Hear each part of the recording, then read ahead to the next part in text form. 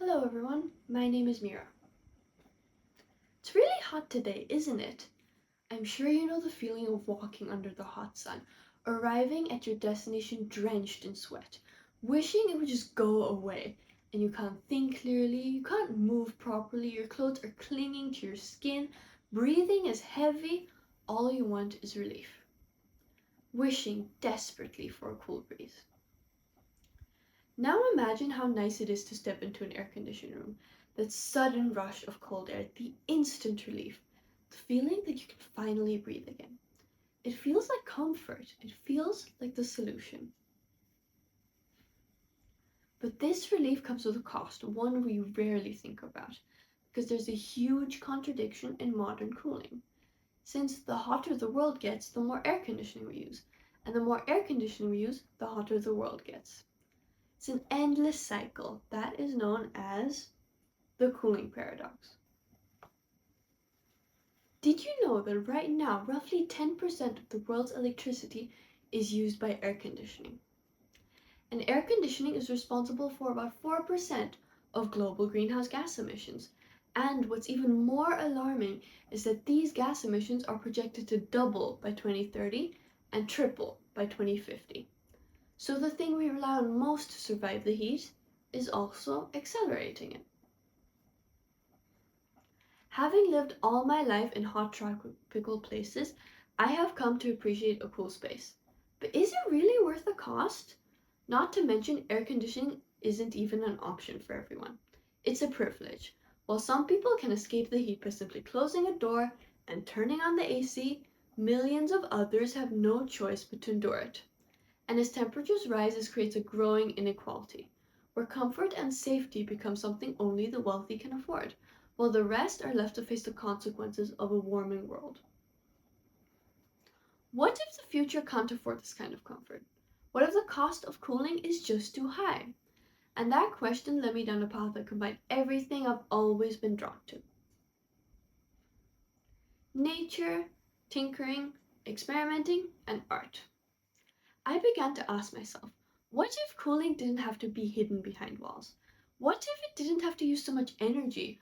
What if it could exist out in the open?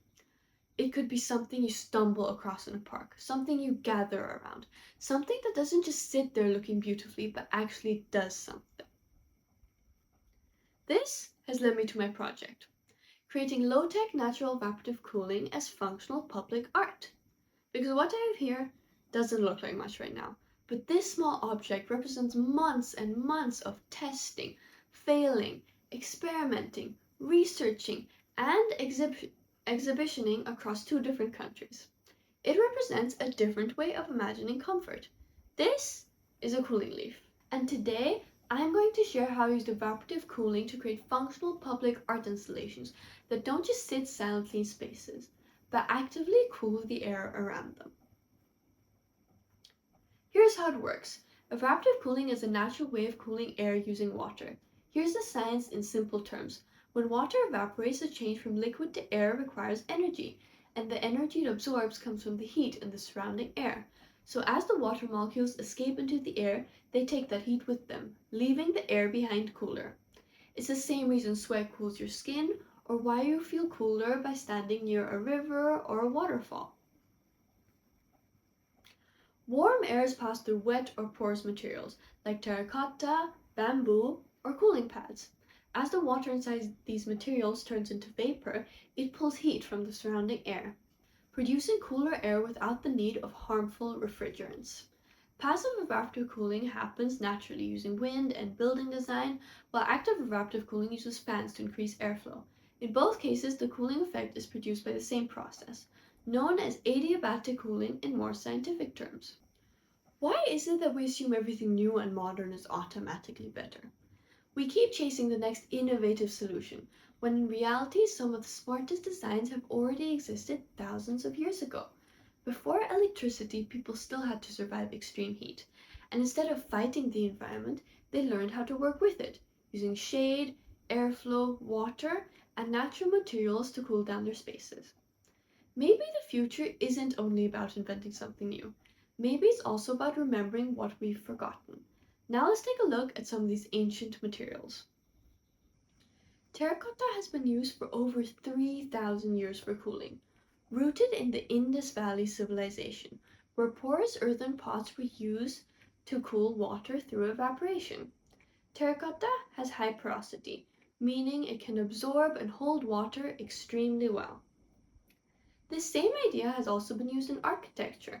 Terracotta screens, tiles, and lattice work help cool buildings by holding moisture and allowing air to pass through. Variations of terracotta cooling have appeared across ancient civilizations in Asia, Africa, the Middle East, and the Mediterranean. Terracotta pots, walls, and vessels were designed to allow moisture to slowly seep through and evaporate, lowering the surface temperature. This made terracotta one of the earliest examples of passive cooling, and it is currently being revived in sustainable architecture all around the world. It's a timeless material, simple, natural, and proof that traditional design can still inspire sustainable solutions today. Like terracotta, bamboo has been used for thousands of years in tropical regions across Asia, Africa, and South America, as a building material and as a natural way to create cooler living spaces.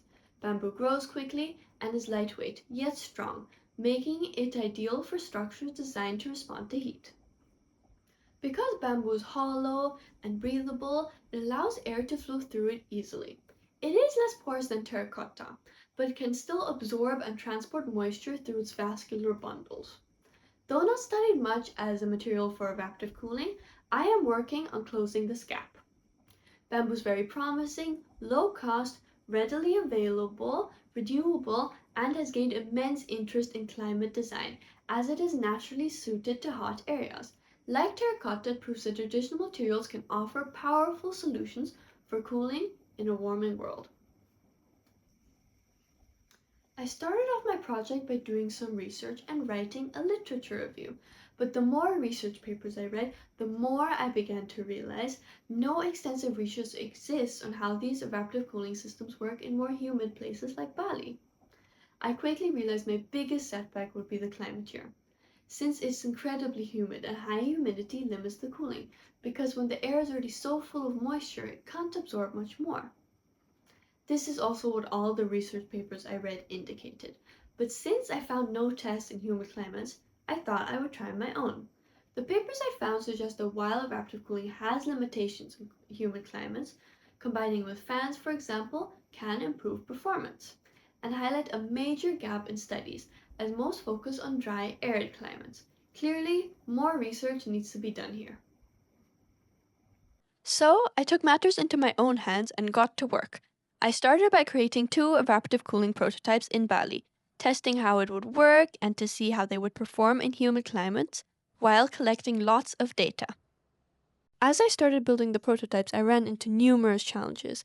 How will I make enough clay tubes for this to work? How will the water circulate? Where will I get the funding? But I knew I just had to start somewhere and leave the rest for future me to worry about. At first, I came up with beautiful, intricate designs, but I decided that those were a bit too complicated for just a prototype, so I went with a simple square frame and began to weld. The first frame made of metal took ages to weld, so for the next one, I switched to bamboo. Since I'd never done bamboo carpentry before, the school carpenters helped me, and bam, two frames done. Then me and my friends tried making terracotta tubes, but let's just say they had personality. So I sourced proper ones from local potters instead. And for the bamboo tubes, I used a bunch of scrap bamboo that was lying around green school. On to the water situation. With the Innovation Hub's help, I made holes into upcycled pipes and tested different pumps. The first one was too weak, but luckily they had a stronger one. Then came the final assembly. That's when I realized there'd been a tiny miscalculation. Some of the pipes didn't line up properly, leaving a few gaps. Nothing fit quite right for the water tray either, until the iHub suggested using an old wooden box from a past student project. Perfect. After sealing it and repairing it, testing it and repairing it, again and again, everything finally came together. But then I hit another problem. It kept splashing out and making a huge mess. To fix it, I tied the pipes closer to the tubes to limit the splashing, and finally, we're all done. Now, it's time to start testing. I spent 2 weeks collecting data, using temperature sensors and a sling wet bulb thermometer, which is honestly a full workout just to get one accurate reading. Here's what I found out. It does work, but only cooling up to 2 to 3 degrees Celsius in tropical Bali. However, it was raining a lot, so conditions weren't great since high humidity limits the cooling. But this shows that it works, and on hot, dry days, it can make a real difference. I tested the prototypes with and without fans, and the additional airflow helped significantly. I'll touch more on this in a bit. Overall, this was a great test round and proved to be quite useful and has helped me prepare for my larger scale pieces.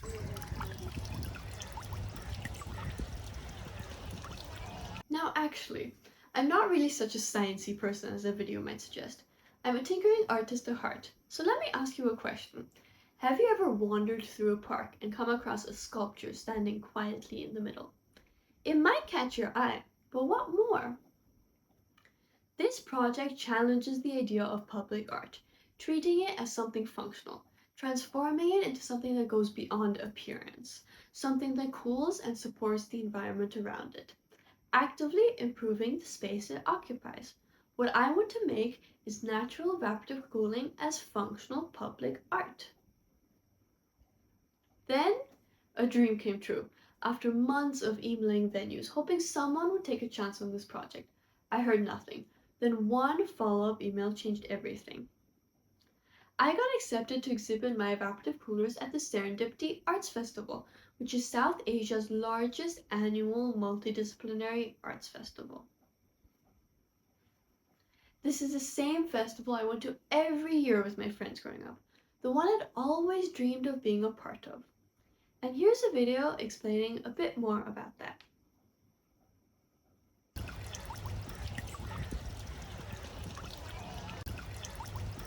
So I went to Goa, India and created 4 large-scale functional art cooling installations, each standing 2.5 meters tall. The process of making these large-scale installations was tough, and I experienced a lot of setbacks and realized that there was no way I could pull off such a large-scale project all by myself.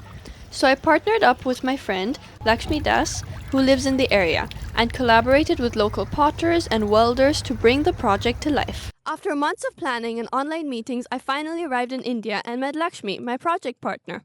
Together, we're bringing evaporative cooling to the Serendipity Arts Festival. Landing in the hot, dry season of Goa, the first thing I reached for was my moisturizer, which I usually hate. My skin would get all dry and flaky as I adjusted coming from humid Bali. This time, dry air meant something else. Ideal conditions for evaporative cooling.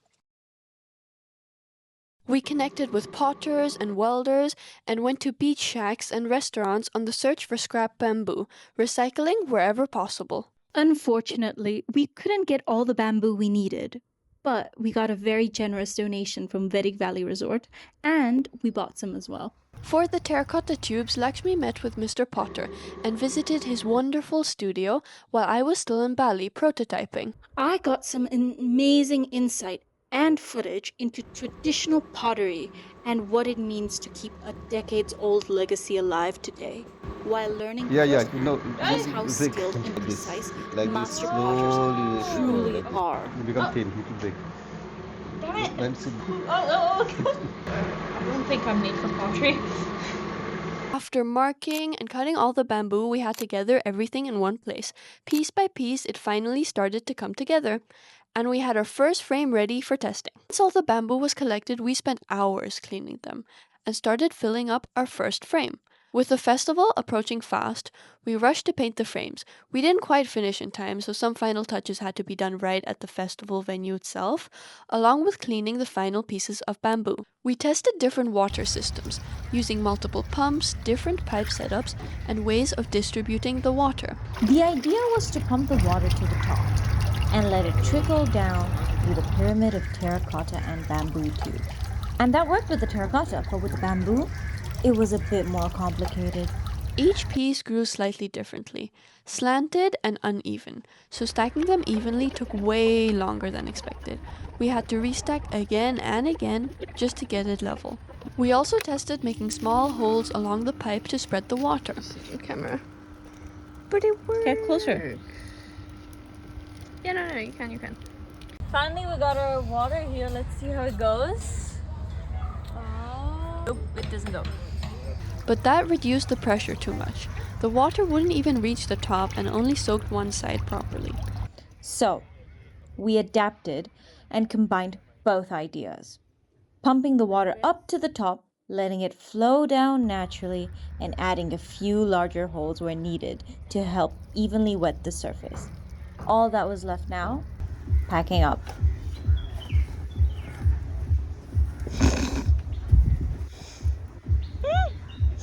And making our way to... Across the 9 days of the festival, the 4 cooling leaves were placed in a circle that surrounded a workshop space. Every day, people stopped by to check it out, and most importantly, to feel the cool breeze for themselves. A lot of curious visitors asked questions, and some even wanted one of their own. It sparked so many conversations about sustainability, climate change, and how we can cool spaces naturally. In the middle of all the festival chaos, I tried to collect as much data as possible, using a sling wet bulb thermometer and a temperature and humidity sensor, and found that the terracotta could drop temperatures up to 7 degrees Celsius, and the bamboo up to 4 degrees Celsius.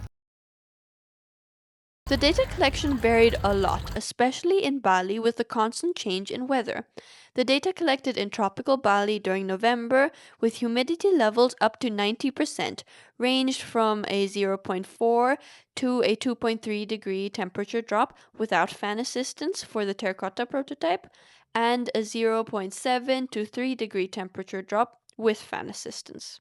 And for the bamboo prototype, it was surprisingly similar, with a range from a 0.2 to 1.6 degree temperature drop without fan assistance, and a 0.5 to 2 degree temperature drop with fan assistance. The data in subtropical Goa during the dry season in December and January, with humidity levels ranging from 50 to 60%, was more consistent, as the weather conditions were stable. It was always hot and sunny, with relative low humidity.